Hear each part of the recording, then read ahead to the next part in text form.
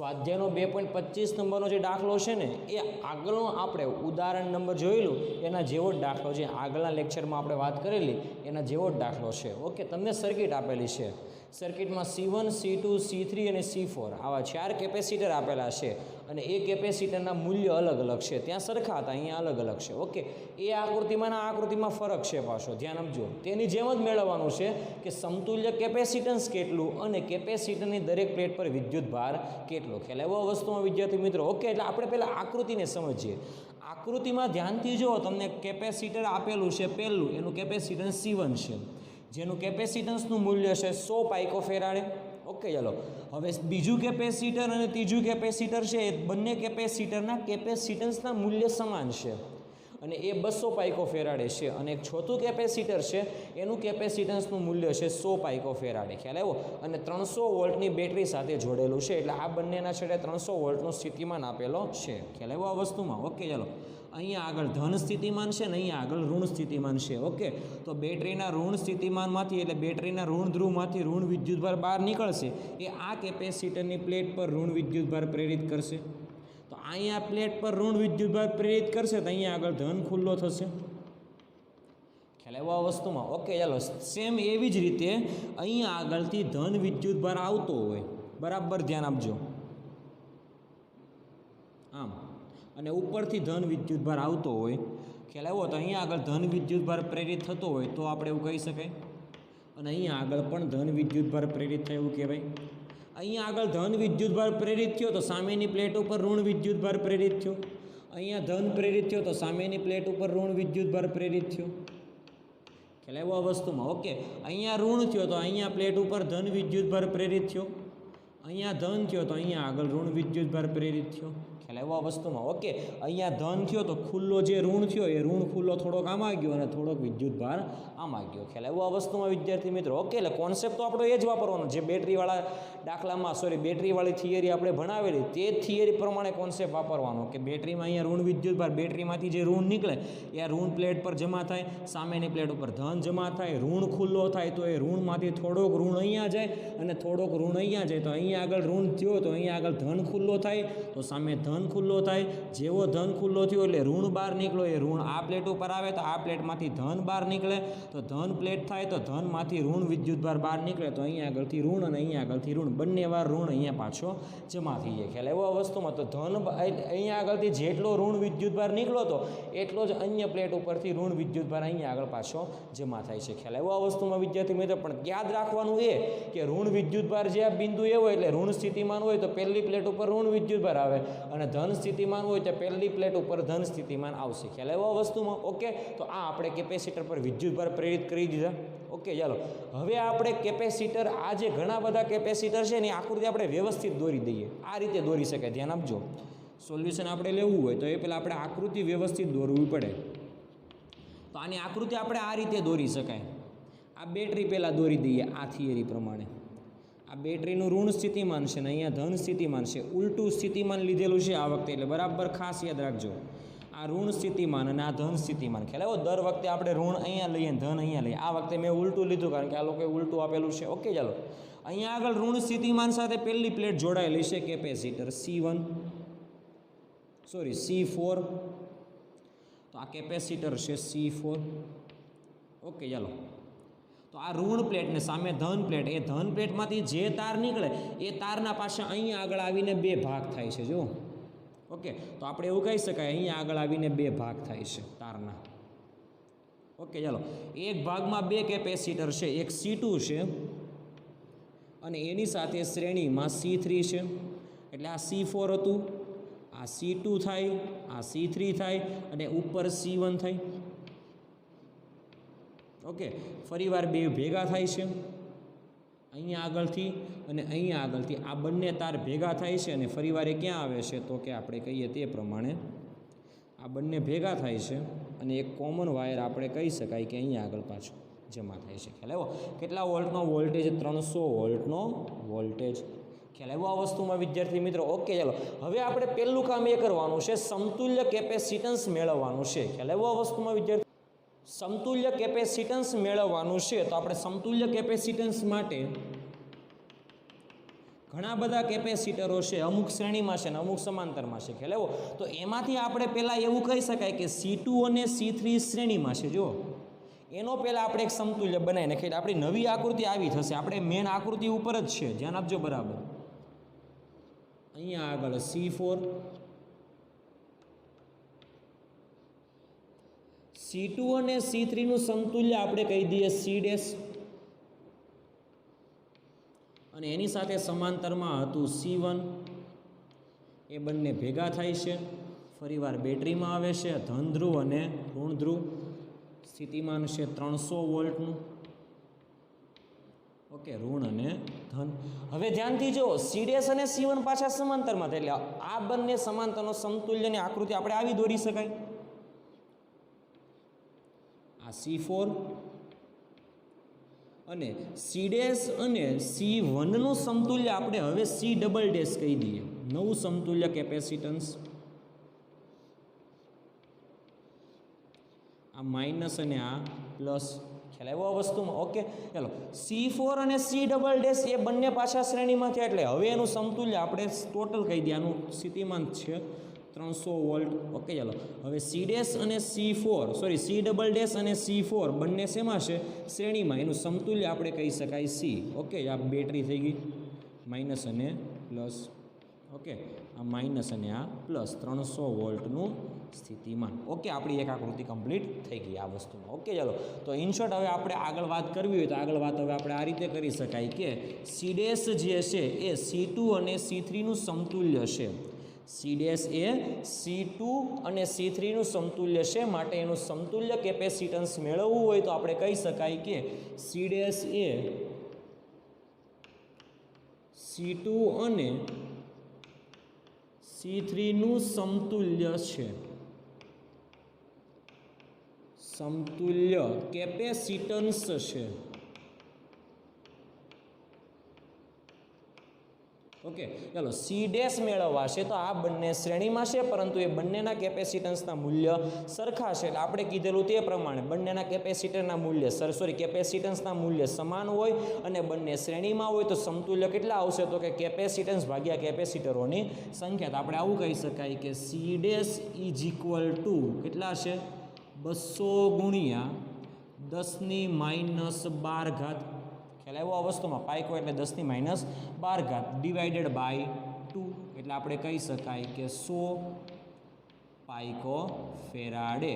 તો આપણે C' કહી શકાય કે 100 પાઇકો ફેરાડે છે. ખ્યાલ આવ્યો આ વસ્તુમાં વિદ્યાર્થી મિત્રો? ઓકે, તો C' આપણને મળી ગયું. હવે C' અને C1 બંને સમાંતરમાં છે તો આપણે કહી શકાય કે C' અને C1 સમાંતરમાં છે. આપણે વેલ્યુ લખી દઈએ તો આની વેલ્યુ છે 100 પાઇકો ફેરાડે, આની વેલ્યુ છે પણ 100 પાઇકો ફેરાડે, રકમમાં આપેલી જ છે. ખ્યાલ આવ્યો આ વસ્તુમાં વિદ્યાર્થી મિત્રો? ઓકે, ચાલો. આની વેલ્યુ આપણે કહી શકાય કે કેટલી આપેલી છે? 100 પાઇકો ફેરાડે. ચાલો, તો C' અને C1 બંને સમાંતરમાં છે, તો એનો સમતુલ્ય આપણે મેળવવું હોય તો આપણે હવે આવું વાક્ય લખી શકાય કે C' અને C1 સમાંતરમાં હોવાથી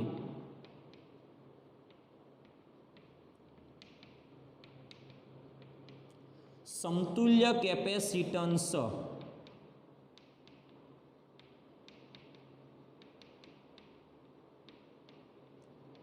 C" is equal to direct સરવાળો કરી દેવાનો. C' plus C1. C' કેટલા થશે? 100. C1 પણ કેટલા હશે? 100. 100 પ્લસ 100 એટલે કેટલા થશે? 200 પાઇકો ફેરાડે. કારણ કે C1 કેટલા હશે? તો C" C1 પણ 100, C2 પણ 100. 100 પ્લસ 100 200 પાઇકો ફેરાડે છે. ખ્યાલ આવ્યો આ વસ્તુમાં વિદ્યાર્થી મિત્રો? એટલે C" પણ આપણને મળી ગયા. ઓકે, હવે ધ્યાનથી જો C" અને C4 બંને શ્રેણીમાં છે, એનું સમતુલ્ય આપણે C કીધું છે. તો આપણે વાત કરીએ તો કે C" આપણને 200 આપેલા છે અને C4 ની વેલ્યુ આપણી પાસે પહેલેથી છે જ 100 પાઇકો ફેરાડે. ઓકે, તો બોલો હવે C' અને C4 સમતુલ્ય છે તો સોરી શ્રેણીમાં છે, તો C" અને C4 શ્રેણીમાં હોવાથી સમતુલ્ય કેપેસિટન્સ સમતુલ્ય capacitance C is equal to બંને શ્રેણીમાં છે, ખ્યાલ આવ્યો, પણ સમાન મૂલ્યના નથી. જુઓ તો આપણે આવું સૂત્ર લખી શકાય, C double dash cross C4 upon C double dash plus C4. ચાલો સી ડબલ ડેશની વેલ્યુ બોલો કેટલી છે? સી ડબલ ડેશ 200 અને C4 100, એટલે આપણે આવું કહી શકાય કે 200 ગુણ્યા 100 ડિવાઇડેડ બાય 200 પ્લસ 100 એટલે કહી શકાય 300. 200 ગુણ્યા 100 એટલે આપણે આવું કહી શકાય 200 ડિવાઇડેડ બાય 3, કારણ કે એક કેન્સલ, તો 200 ડિવાઇડેડ બાય 3, તો સી બરાબર કેટલા થશે? તો કે 200 ભાગ્યા 3 પાઇકો ફેરાડે. ખ્યાલ આવ્યો આ વસ્તુમાં વિદ્યાર્થી મિત્રો? ઓકે, તો તમને સમતુલ્ય કેપેસિટન્સ મળી ગયું 200 ભાગ્યા 3 પાઇકો ફેરાડે. ખ્યાલ આવ્યો? એટલે આ જે સમતુલ્ય કેપેસિટન્સ છે એનું મૂલ્ય આપણને મળી ગયું 200 ભાગાકાર 3 પાઇકો ફેરાડે. ખ્યાલ આવ્યો આ વસ્તુમાં વિદ્યાર્થી મિત્રો? ઓકે, એટલે સમતુલ્ય કેપેસિટન્સ આપણને મળી ગયું. હવે આપણને પ્રશ્ન બીજો પૂછેલો છે કે કેપેસિટરની દરેક પ્લેટ પરનો વિદ્યુતભાર કેટલો છે, એટલે C1 C2 C3 અને C4 પર કેટલો વિદ્યુતભાર છે તે આપણે મેળવવો છે. તો આપણે આગળ કીધેલું તે પ્રમાણે પહેલાં એક નક્કી વસ્તુ કરવી પડે. શું? તો કે બેટરીમાંથી કેટલો વિદ્યુતભાર બહાર નીકળે છે તે. ખ્યાલ આવ્યો આ વસ્તુમાં વિદ્યાર્થી મિત્રો? ઓકે, તો બેટરી તમને 300 વોલ્ટની આપેલી છે, કેપેસિટન્સ તમને 200 ભાગ્યા 3 પાઇકો ફેરાડેનું આપેલું છે. તો આપણે આના પરથી હવે આપણે આવું સ્ટેપ કરી શકાય. આના પછી ખ્યાલ આવ્યો વસ્તુમાં બેટરીમાંથી બહાર નીકળતો વિદ્યુત ભાર આપણે મેળવવો હોય તો એવું કહી શકાય કે બેટરી દ્વારા પૂરો પડાતો વિદ્યુત ભાર Q બરાબર CV સૂત્ર પરથી Q બરાબર C, કેપેસિટન્સ આપેલું છે 200 ડિવાઇડેડ બાય 3 પાઇકો એટલે 10⁻12 V. વિદ્યુત સ્થિતિમાન આપણને આપેલું છે 300 વોલ્ટ, એટલે 3 ગુણ્યા 10⁻2, 3 કેન્સલ, તો આપણી પાસે કુલ વિદ્યુતભાર આવશે Q બરાબર 200 એટલે 10⁻2, 10⁻2 પ્લસ 2 એટલે 4 માઇનસ 12 એટલે વધશે 10⁻8. તો આપણી પાસે કુલ વિદ્યુતભાર વધશે 2 ગુણ્યા 10⁻8 કુલમ જેટલો વિદ્યુતભાર બેટરીમાંથી બહાર નીકળશે. ખ્યાલ આવ્યો આ વસ્તુમાં વિદ્યાર્થી મિત્રો? ઓકે, એટલે અહીંયા આગળથી વિદ્યુતભાર બહાર નીકળશે. ખ્યાલ આવ્યો આ વસ્તુમાં વિદ્યાર્થી મિત્રો? ઓકે, હવે આપણે બધી પ્લેટ ઉપર જમા કરતો જવાનો, જેટલો આવે તેટલો. યાદ રાખવાનું, શ્રેણીમાં હોય તો કેટલો વિદ્યુતભાર આવશે? સમાન, અને સમાંતરમાં હોય તો વિદ્યુતભાર સમાન આવશે નહીં. જો સમાંતરમાં બંને કેપેસિટરના કેપેસિટન્સના મૂલ્ય સરખા હોય તો બંને ઉપર વિદ્યુતભારના મૂલ્ય કેવા કરી દેવાના? અડધા અડધા કરી દેવાના. ખ્યાલ આવ્યો આ વસ્તુમાં વિદ્યાર્થી મિત્રો? ઓકે, તો યાદ રાખવાનો છે આ કોન્સેપ્ટ. ઓકે, ચાલો, તો બેટરીમાંથી કેટલો વિદ્યુતભાર નીકળે છે? તો કે 2 ગુણ્યા 10⁻8 કુલમ જેટલો વિદ્યુતભાર બેટરીમાંથી નીકળે છે. ઓકે, ચાલો, તો બેટરીમાંથી નીકળે છે તો આપણે આવું કહી શકાય કે આ જે સી છે એ કોનું બનેલું છે? C4 અને C ડબલ ડેશ. પણ C4 અને C ડબલ ડેશ તો બંને કેવા છે? શ્રેણીમાં છે, એટલે બંને ઉપર વિદ્યુતભાર કેવો જશે? એક સમાન. બરાબર યાદ રાખજો કે અહીંયા આગળથી તમને કીધેલું છે તે પ્રમાણે કે 2 ગુણ્યા 10⁻8 કુલમ જેટલો વિદ્યુતભાર બહાર નીકળે. તો આ બંને તો શેમાં છે? શ્રેણીમાં, એટલે આ બંને ઉપર તો વિદ્યુતભાર કેટલો જશે? 2 ગુણ્યા 10⁻8 કુલમ વિદ્યુતભાર આ બંને ઉપર જશે. એટલે આપણે એવું કહી શકાય કે ચોથા કેપેસિટર પર જમા થતો વિદ્યુતભાર Q4 છે, તો એના ઉપર કેટલો વિદ્યુતભાર જમા થાય? તો કે 2 ગુણ્યા 10⁻8 કુલમ જેટલો વિદ્યુતભાર જમા થાય છે. તો હવે આપણે આવું વાક્ય લખી શકાય કે બેટરીમાંથી બહાર નીકળતો વિદ્યુતભાર કેટલો છે? C4, એટલે કેપેસિટર ચોથા ઉપર Q4 આટલો છે. તો એના માટે આપણે આવું વાક્ય લખી શકાય કે C4 અને C ડબલ ડેશ, C4 અને C ડબલ ડેશ શ્રેણીમાં હોવાથી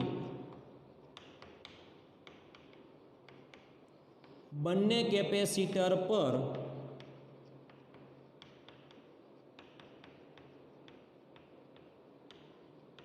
સમાન વિદ્યુતભાર જશે. સમાન વિદ્યુતભાર જશે. ઓકે, કેટલો જશે? C4 ઉપર કેટલો જશે? Q4. તો આપણે કહી શકાય કે કેપેસિટર નંબર 4ની પ્લેટ પર વિદ્યુતભાર જમા થાય Q4. ખ્યાલ આવ્યો આ વસ્તુ? મને કેટલો જમા થશે? 2 ગુણ્યા 10⁻8 કુલમ. 2 ગુણ્યા 10⁻8 કુલમ જેટલો વિદ્યુતભાર જમા થશે કેપેસિટર ચોથા ઉપરની બંને નંબરની પ્લેટ ઉપર, એટલે ચોથા નંબરના કેપેસિટરની બંને પ્લેટ ઉપર. ખ્યાલ આવ્યો? આવી જ રીતે ક્યુ ડબલ ડેશ એટલે સી ડબલ ડેશ ઉપર વિદ્યુતભાર કેટલો જમા થાય એટલો જ. તો આવી જ રીતે ક્યુ ડબલ ડેશ લખી શકાય. ક્યુ double dash is equal two પણ 2 × 10⁻8 કુલમ. ખ્યાલ આવ્યો આ વસ્તુમાં વિદ્યાર્થી મિત્રો? ઓકે, ચાલો હવે આ જે સી ડબલ ડેશ છે એ સી ડેશ અને સી વનનું બનેલું છે. તો આપણે આવું કહી શકાય કે અહીં C double dash A C dash અને સી વનનું સમતુલ્ય છે. એટલે સી ડબલ ડેશ ઉપર કેટલો વિદ્યુતભાર જમા થયો? 2 × 10⁻8 કુલમ જેટલો વિદ્યુતભાર જમા થયો. અને એ સી ડબલ ડેશ જે છે એ સી ડેશ અને સી વનનું બનેલું છે.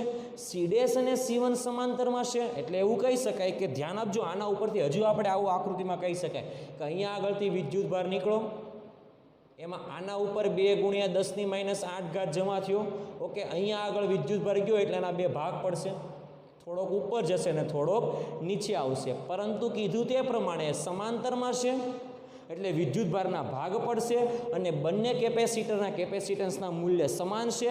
એટલે જેટલો વિદ્યુતભાર અહીંયાથી આવતો હોય એના બે ભાગ પડે એટલે સરખા ભાગ પડશે, એટલે સમાન વિદ્યુતભાર જશે. ખ્યાલ આવ્યો આ વસ્તુમાં? 3 હોત તો 3 ભાગ પડત અને 3 3 સમાન જાત, કારણ કે કેપેસિટન્સના મૂલ્ય સરખા છે. જો ન હોત તો સીવી પરથી આપણે મેળવવું પડત. ખ્યાલ આવ્યો આ વસ્તુમાં? ઓકે, અહીંયા આગળ કેપેસિટન્સના મૂલ્ય સમાન છે એટલે બંને ઉપર વિદ્યુતભાર અડધો અડધો જશે અને એ બંને ઉપર એક સમાન જશે. ખ્યાલ આવ્યો આ વસ્તુમાં વિદ્યાર્થી મિત્રો? ઓકે, અહીંયા આગળથી કેટલો આવે છે? 2 × 10⁻8. તો આમાં કેટલો જશે? 1 × 10⁻8 અને આમાં જશે 1 × 10⁻8. ખ્યાલ આવ્યો આ વસ્તુમાં વિદ્યાર્થી મિત્રો? ઓકે, તો હવે આપણે આવું કહી શકાય કે C dash A C double dash A C dash અને સી વનનું સમતુલ્ય છે માટે, અને સી ડેશ અને સી વન એ સમાંતર જોડાણમાં છે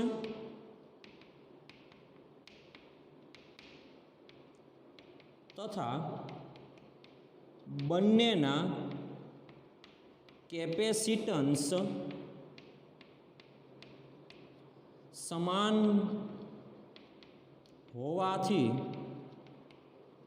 આપણે આવું કહી શકાય કે ક્યુ ડેશ એટલે સી ડેશ પ્લેટ ઉપર જમા થતો વિદ્યુતભાર ક્યુ ડેશ અને પહેલા કેપેસિટરની પ્લેટ ઉપર જમા થતો વિદ્યુતભાર Q1 is equal to Q double ડેશના ડિવાઇડેડ બાય 2. ખ્યાલ આવ્યો આ વસ્તુમાં વિદ્યાર્થી મિત્રો? ઓકે, ચાલો ક્યુ ડબલ ડેશ કેટલા છે? તો કે આપણે કહી શકાય કે ક્યુ dash is equal two Q1 is equal to Q double dash કેટલા છે? 2 × 10⁻8 ડિવાઇડેડ બાય 2.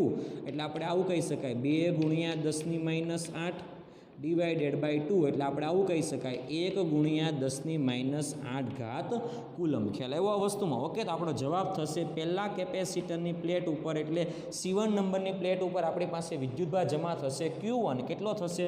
1 × 10⁻8 કુલમ્બ. ખ્યાલ આવ્યો આ વસ્તુમાં વિદ્યાર્થી મિત્રો? ઓકે, તો એવું કહી શકાય કે આ નંબરની એટલે આ પ્લેટ ઉપર 1 × 10⁻8 કુલમ વિદ્યુતભાર જમા થયો, આના ઉપર 1 × 10⁻8 કુલમ વિદ્યુતભાર જમા થયો. ખ્યાલ આવ્યો? હવે વારો આવે સી ડેશનો. સી ડેશ એ કોનું બનેલું છે? તો કે C2 અને C3નું. C2 અને C3 શેમાં છે? શ્રેણીમાં છે. એટલે આના ઉપર જેટલો વિદ્યુતભાર હોય એટલો જ વિદ્યુતભાર આ બંને ઉપર હોય. ખ્યાલ આવ્યો આ વસ્તુમાં વિદ્યાર્થી મિત્રો? ઓકે, તો આપણે એવું કહી શકાય કે સી ડેશ જે છે A C dash A C2 અને C3 નો બનેલો છે. તો આપણે આવું કહી શકાય કે અહીં સી ડેશ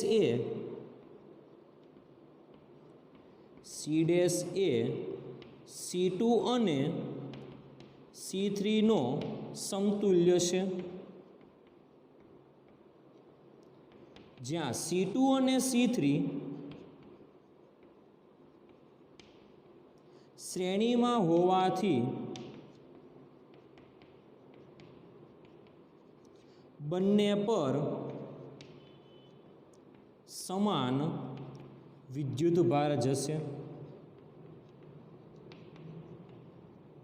ઓકે, અને કેટલો જશે જેટલો સી ડેશ ઉપર છે તેટલો. તો કે સી ડેશ ઉપર કેટલો છે તો કે ક્યુ ડેશ. તો હવે આપણે આવું લખી શકાય કે ક્યુ dash is equal two Q2 is equal two Q3. Q2 કેટલા હશે અને Q3 કેટલા હશે? એ Q ડેશ જેટલા હશે. Q ડેશ કેટલા હશે તો કે 1 ગુણ્યા 10⁻8 કુલમ. તો આનો જવાબ આવશે 1 ગુણ્યા 10⁻8 કુલમ. તો આપણે કહી શકાય કે Q2 અને Q3 ના મૂલ્ય સમાન છે, એટલે કે બંને પ્લેટ ઉપર એક સમાન વિદ્યુતભાર જમા થશે. અને એ કેટલો જમા થશે તો કે 1 ગુણ્યા 10⁻8 કુલમ જેટલો વિદ્યુતભાર જમા થશે. ખ્યાલ આવ્યો આ વસ્તુમાં વિદ્યાર્થી મિત્રો? ઓકે, તો આપણે બધી પ્લેટ ઉપર વિદ્યુતભાર જમા કેટલો થાય એ આપણે મેળવી ગયા. ખ્યાલ આવ્યો આ વસ્તુમાં? ઓકે, તો પહેલા નંબરની પ્લેટ ઉપર 1 ગુણ્યા 10⁻8 કુલમ જમા થયો. બીજા અને ત્રીજા કેપેસિટર ઉપર પણ એટલો જ જમા થયો, કારણ આપણે વાત કરી ગયા. ખ્યાલ આવ્યો આ વસ્તુમાં? ઓકે, અને ચોથા નંબરની પ્લેટ ઉપર 2 ગુણ્યા 10⁻8 કુલમ વિદ્યુતભાર જમા થાય છે. ખ્યાલ આવ્યો આ વસ્તુમાં વિદ્યાર્થી મિત્રો? ઓકે વિદ્યાર્થી મિત્રો, તો હવે આપણે ટૂંકમાં આવું કહી શકાય. ધ્યાન આપજો, આના ઉપરથી આપણે અહીંયા જ્યાં અહીંયા આગળથી વિદ્યુતભાર અહીંયા કઈ રીતે જાય એ જોયો. તો ટોટલ આપણી આકૃતિ આ હતી. હવે ધ્યાનથી જોજો, અહીંયા આગળથી આપણે કીધેલું તે પ્રમાણે 300 વોલ્ટની બેટરીમાંથી કેટલો વિદ્યુતભાર બહાર નીકળે છે તો કે 2 ગુણ્યા 10⁻8 કુલમ જેટલો વિદ્યુતભાર બહાર નીકળે. એ અહીંયા આગળ જશે. એટલે આપણે પહેલી વસ્તુ નક્કી કરી લેવાની કે આ C4 નંબરનું કેપેસિટન્સ છે, એટલે કેપેસિટન્સ છે એના ઉપર કેટલો વિદ્યુતભાર જમા થશે, જેટલો બેટરીમાંથી બહાર નીકળશે એટલો જ. બેટરીમાંથી કેટલો બહાર નીકળે? 2 ગુણ્યા 10⁻8. એટલે આપણે કહી શકાય કે Q4 કેટલા હશે? 2 ગુણ્યા 10⁻8. ઓકે, ચાલો અહીંયા આગળ વિદ્યુતભાર ગયો એટલે અહીંયા આગળ 2 ભાગ પડશે. ખ્યાલ આવ્યો? તો અહીંયા આગળ કેટલો જશે ને અહીંયા આગળ કેટલો જશે? તો આ બંનેનું સમતુલ્ય કેટલું છે? C dash. તો C1 અને સી ડેશ બંને સરખા છે, એટલે બંને ઉપર એક સરખો જોઈએ, એટલે કે જશે અડધો અડધો પણ જશે એક સમાન. તો આવતો તો 2 ગુણ્યા 10⁻8, એમાંથી 1 ગુણ્યા 10⁻8 અહીંયા ગયો, અને બાકીનો 1 ગુણ્યા 10⁻8 કુલમ જેટલો વિદ્યુતભાર અહીંયા ગયો. અને અહીંયા આગળ જેટલો ગયો તો અહીંયા આગળ પણ 1 ગુણ્યા 10⁻8 કુલમ. આ કેપેસિટરની બંને પ્લેટ ઉપર પણ 1 ગુણ્યા 10⁻8 કુલમ વિદ્યુત જમા થાય છે. ખ્યાલ આવ્યો આ વસ્તુમાં? અહીંયાથી 1 ગુણ્યા 10⁻8 પાછો અહીંયા આવે, અહીંયાથી 1 ગુણ્યા 10⁻8 પાછો આવે, તો 2 ગુણ્યા 10⁻8 પાછો અહીંયા આગળ જમા થાય છે. ખ્યાલ આવ્યો આ વસ્તુમાં વિદ્યાર્થી મિત્રો? ઓકે, તો આ હતું આપણું કેપેસિટર, એટલે સમતુલ્ય કેપેસિટન્સ મળી ગયું આપણને, અને દરેક પ્લેટ ઉપર કેટલો વિદ્યુતભાર છે એ પણ આપણે આરામથી મેળવી શકાય છે. ખ્યાલ આવ્યો આ વસ્તુમાં વિદ્યાર્થી મિત્રો? આ દાખલો થોડોક હાઈ છે અને કોન્સેપ્ટ બહુ અઘરો છે. ખ્યાલ આવ્યો આ વસ્તુમાં? એટલે કોન્સેપ્ટ બરાબર પહેલાં ક્લિયર કરજો. ખ્યાલ આવ્યો આ વસ્તુમાં? અને પછી બરાબર દાખલો 2 થી 3 વાર ગણશો તો તમને ખ્યાલ આવશે. ખ્યાલ આવ્યો ને? દાખલો મોઢે ગણવાની પ્રેક્ટિસ કરજો તો દાખલો બરાબર ખ્યાલ આવશે. ઓકે, તો આ હતો આપણો સ્વાધ્યાયનો 2.25 નંબરનો દાખલો. ખ્યાલ આવ્યો આ વસ્તુમાં વિદ્યાર્થી મિત્રો? Okay, thank you.